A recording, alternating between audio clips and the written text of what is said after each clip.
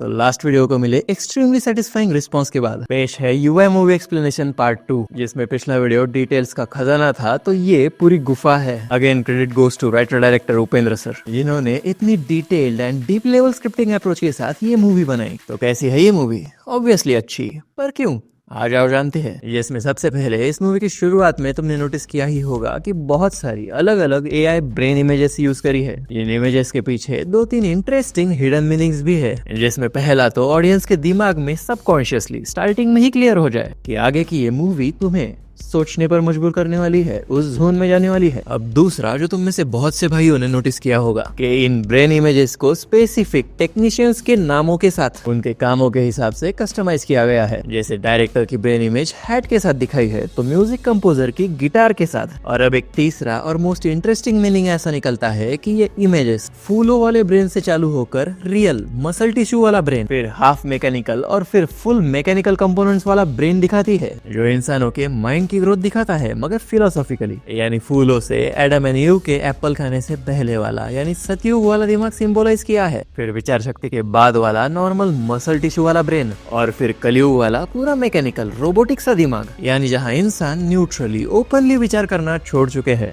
जैसे बाकी सारी मशीन्स किसी सॉफ्टवेयर पे, किसी कंप्यूटर कोड पे चलती है, वैसे ही लोगों ने अपने अपने सॉफ्टवेयर, अपनी अपनी कहानियां चुन ली है। अगेन वही जाति धर्म सुपरस्टार क्रिकेट आइडल वाली, जिसमें एक बात हमारे एक सब्सक्राइबर ने नोटिस करी कि इस मूवी में हमें एक जगह बिटकॉइंस देखने मिलते हैं, पर वो कहाँ? प्रोड्यूसर्स की नेम क्रेडिट्स के साथ कस्टमाइज की गई एआई इमेजेस में, जिसमें ये मूवी फ्यूचर में स्थित है। तो प्रोड्यूसर के लिए करेंसी दिखाने के लिए एज ए फ्यूचर करेंसी वहाँ बिटकॉइंस को दिखाया गया होगा। अब इन इमेजेस के बाद आते हैं कुछ फास्ट मूविंग ट्रेन्स के रैंडम शॉट्स। पर अब तक जैसा कि सब जान ही चुके हैं, राइटर डायरेक्टर उपेंद्रा कुछ भी रैंडमली ऐसे ही यूज नहीं करते। तो इन ट्रेन्स के विजुअल्स के पीछे भी हिडन मीनिंग्स है। पहला तो ये किसी भी एक रीजन की ट्रेन्स नहीं है, जिसमें पूरी दुनिया के different regions and different weather conditions दिखाई है, जहां से ये मूवी अपना ग्लोबल कॉन्टेक्स्ट क्लियर करना चाहती है कि आगे आने वाली सिचुएशंस ग्लोबली भी उतनी ही रिलेवेंट हो सकती है। जिसके बाद इसी से दूसरा हिडन मीनिंग ऐसा निकलता है कि इन ट्रेन्स की स्पीड फास्ट है, जिसके बीच बीच में पटरियां भी क्लोजअप में दिखाई है, जिसके जस्ट बाद रेलवे पटरी की तरह ही रेलवे पटरी के पोजीशन में ही इस सिनेमा रील को भी दिखाया है, जो सिंबलाइज करता है कि जैसे इन पटरियों पर चलती ट्रेन्स की स्पीड फास्ट है, वैसे ही इस सिनेमा रील पर चलने वाला ये सिनेमा फास्ट स्क्रीन प्ले वाला होने वाला है।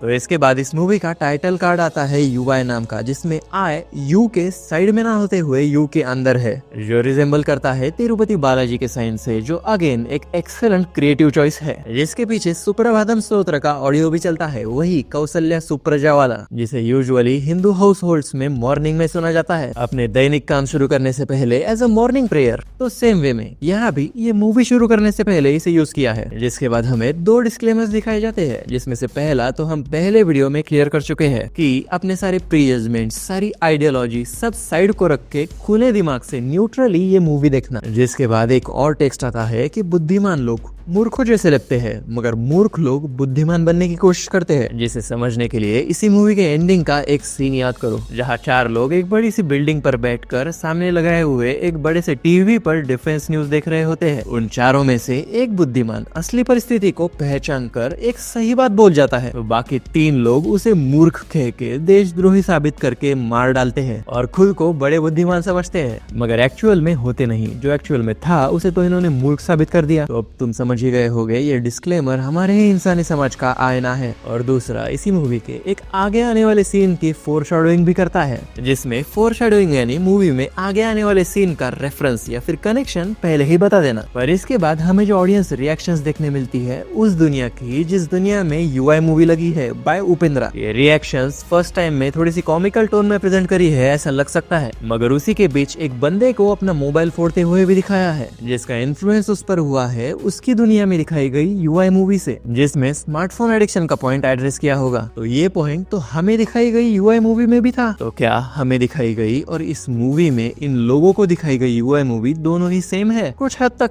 हाँ, और कुछ हद तक नहीं भी। वो कैसे? तो क्लाइमैक्स पोर्शन में राइटर उपेंद्र वर्सेस कैरेक्टर कल्कि का जो कन्वर्सेशन दिखाया है, उसमें आने वाले 2 सेंटेंस हमारे लिए इस सवाल का जवाब दे देते हैं, जिसमें पहला डायलॉग है राइटर उपेंद्र टू कैरेक्टर कल्कि, मेरी कहानी को तुम अपने हिसाब से कैसे चला सकते हो। जिससे ये क्लियर हो जाता है कि दोनों यूआई मूवीज की कहानी मैसेज सेम है, बस प्रेजेंट करने का तरीका अलग है, सिचुएशंस को सॉल्व करने का तरीका अलग है। हमें दिखाई गई यूआई मूवी कैरेक्टर कल्कि के थ्रू किया गया प्रेजेंटेशन है, जिसमें वॉयलेंस, एक्शन, मसाला सब है। और इस मूवी में लोगों को दिखाई गई यूआई मूवी राइटर उपेंद्र ने अपने तरीके से प्रेजेंट करी है। इन दोनों मूवीज के टाइटल सिंबल्स का डिजाइन भी डिफरेंट देखने मिलता है, जिसमें उन लोगों को दिखाई गई उपेंद्र वाली मूवी में क्या था, वो इस वीडियो के एंड में एंडिंग एक्सप्लेनेशन में बात करेंगे। तो आप समझ रहे हो इस मूवी के स्क्रीन प्ले का असली खेल। तो इसी बात पे एक सब्सक्राइब तो बनता है। तो इसके बाद आगे हमें दिखाई जाती है कल्कि के पर्सपेक्टिव वाली मेन यूआई मूवी, जिसके 1.25 घंटे के वर्जन में दिखाए गए कई सारे मेटाफर्स एंड हिडन मैसेजेस हम पिछले वीडियो में कवर कर चुके हैं। तो वो सब छोड़ के उन नई बातों पर डिस्कस करेंगे जो सेकंड टाइम देखने पर नए से नोटिस हुई है। तो अब यहाँ पर इस 2040 की फ्यूचर की दुनिया का इंट्रोडक्शन देते हुए इंसानी समाज का पतन कैसे हुआ, कहाँ से शुरू हुआ, ये क्लियर किया गया है। कैसे इंसानों की विचार शक्ति के विस्फोट के बाद प्रांतों के अनुसार धर्म और कल्चर्स का जन्म हुआ, मगर जैसे समय आगे बढ़ता गया ये व्यापार का रूप लेने लगे। फिर व्यापार से विश्वासघात का, फिर एक दूसरे के धर्म से, कल्चर से दुश्मनी, द्वेष, ऐसे ही एक के बाद एक इंसानी समाज का पतन होते होते 2040 की ये दुनिया इस परिस्थिति में पहुंच गई, डिस्टोपियन वर्ल्ड बन गई। तो इसके बाद वामन के कैरेक्टर के जरिए बड़े ही ब्रिलियंटली जल्दी से most of the corrupt Indian politicians की बैक स्टोरी निपटा दी है। जो पॉलिटिशियन अपने वोटर्स को गुलाम नाम से पुकारता है, गुलाम समझता है, और इसके साथ जो ये ड्वार्फ हाउस वर्कर्स दिखाए हैं वो डायरेक्टली पार्टी वर्कर्स यानी नेताओं के कार्यकर्ताओं का सिंबलाइजेशन है, जिसमें नेता तो एक के बाद एक आगे बढ़ते जाते हैं मगर कार्यकर्ता वही के वही रहते हैं। तो आगे एक इंटरेस्टिंग सीन आता है जिसे बहुत से लोग नॉर्मली साउथ मूवीज में आने वाला हीरो के एंट्री से पहले वाला मसालेदार बिल्डअप समझे होंगे, मगर यहाँ भी राइटर डायलॉग्स के थ्रू एक इनडायरेक्ट मैसेज प्रेजेंट कर गए। दुनिया में भगवान है कि नहीं पता नहीं, मगर वो जरूर आता है। और यहाँ वो यानी कौन? तो सत्या। और यहाँ सत्या के कैरेक्टर को इटसेल्फ गॉड लाइक प्रेजेंट करने के लिए, तुम्हें महसूस कराने के लिए एक विजुअल टेक्निक यूज करी है, जिसमें किसी भी कैरेक्टर को larger than life God like figure दिखाने के लिए उसके एंट्री शॉट में उसके पीछे एक ब्राइट बैकलाइट दिखाई जाती है, जो यहाँ इस मूवी में भी इस आर्टिफिशियल सन के जरिए लॉजिक के साथ यूज हुई है। जिसके बाद हीरोइन का इंट्रो है, जो अब तक मोस्टली लोग समझ रहे हैं कि आत्मा का सिंबॉलिक रिप्रेजेंटेशन है। जिसके बाद सत्या को सच यानी सच्चाई का, तो कल्कि को बुराई का। इसमें सत्या और कल्कि का तो सही है, क्लियर है, मगर हीरोइन के कैरेक्टर का सिंबलाइजेशन मुझे थोड़ा सा अलग लगा, जिसमें हीरोइन का कैरेक्टर यानी हमारा मन, हमारा दिल, और उसे कंट्रोल करने की कोशिश करता हुआ दिमाग यानी उसके फ्रेंड का कैरेक्टर, जिसमें हीरोइन का कैरेक्टर हमारे मन की ही तरह बहता जाता है, मगर उसकी फ्रेंड यानी हमारा दिमाग, उसकी विवेक बुद्धि उसे कंट्रोल करने की कोशिश करती है। जिसमें जब तक सत्या खुद सामने नहीं आता तब तक मन को यानी हीरोइन को ये भी पता नहीं चलता कि कल्कि अलग है और सत्या अलग है, यानी हमारा मन, हमारा दिल, जो कई बार अच्छाई और बुराई के बीच का डिफरेंस नहीं पहचान पाता। पर अब इसके बाद जो पहला गाना आता है सत्या है विजडम, जो पहली बार मुझे एक नॉर्मल सा सेलिब्रेशन सॉन्ग लगा,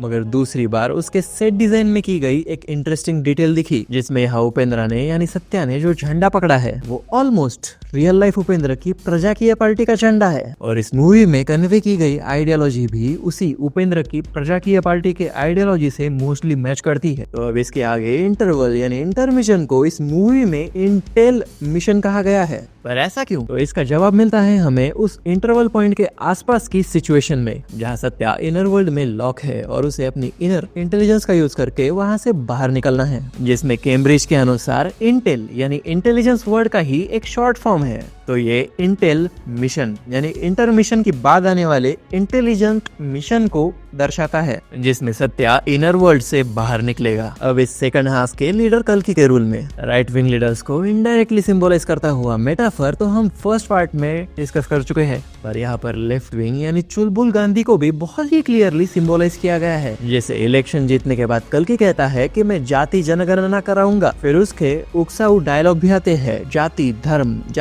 धर्म धर्म जाति धर्म जाति। और ये सब कौन कर रहा है तुम जानते ही हो, जो नहीं जानते उनके लिए कमेंट्स में बताओ। पर अब इस सारे डिवाइड एंड रूल के बाद अब शुरू होता है मेरा इस मूवी का सबसे फेवरेट वाला पोर्शन, ये कंप्लीट डिस्टोपियन वर्ल्ड वाला सीक्वेंस, जिसमें दिखाया जाता है कि भेदभाव ने इंसानों को काला कर रख दिया है, पर इन हालातों में भी ये इंसान दुखी नहीं है। इस तरह से इनको इनके लीडर्स के द्वारा मैनिपुलेट किया गया है, क्योंकि इनकी सरकार इन्हें पेट के खाने के साथ दिमाग का खाना भी फ्री में प्रोवाइड कर रही है, यानी स्मार्टफोन प्लस इंटरनेट, जो इसके आगे के 2 सीन्स में क्लियरली दिखाया है, जो आज के समय के हिसाब से भी उतने ही रिलेवेंट है। वो कहते हैं ना, अगर कोई प्रोडक्ट फ्री है तो उसकी प्राइस खुद तुम हो, तुम्हारा समय है, जिसका रिप्रेजेंटेशन इस आगे के सीन में मिलता है, जहाँ 4-5 लोग क्रिकेट मैच देख रहे होते हैं, अपनी खुद की परिस्थिति कंडीशन सब भूलकर पूरा एंजॉय कर रहे होते हैं। बस इनकी फेवरेट टीम ट्रॉफी जीतनी चाहिए, इसी में इनकी खुशी है, भले ही इनको उससे कुछ भी ना मिले। अब आज के समय में हम भी तो यही करते हैं।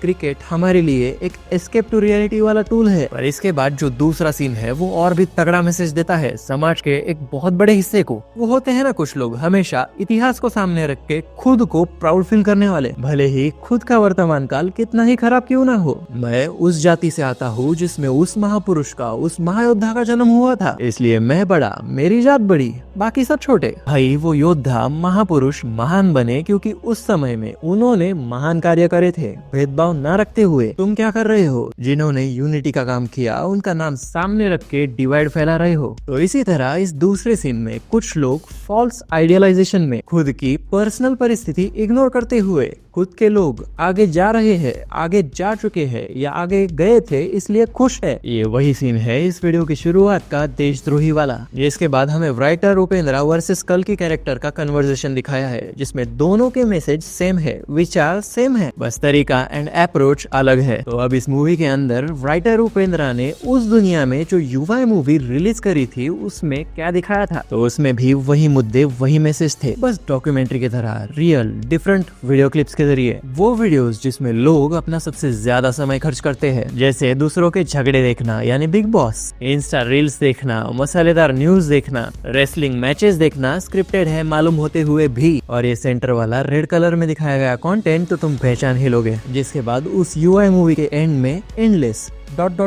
ये टेक्स्ट आता है, जो कई लोगों को मैसेज क्लियर कर देता है तो कई लोगों को समझ नहीं आता। तो यही इस एंडिंग के टाइटल कार्ड का मीनिंग था, तुम्हारा समय। तो हमेशा की तरह सबसे अलग, कुछ प्रैक्टिकल, कुछ इंटरेस्टिंग लगा हो इस वीडियो में तो लाइक करके शेयर कर देना, पर उससे पहले चैनल को सब्सक्राइब करके कमेंट करना मत भूलना। तुम्हारे सवाल, तुम्हारी थियरीज या फिर तुम्हारा ओपिनियन लिख दो। मिलते हैं कमेंट सेक्शन में।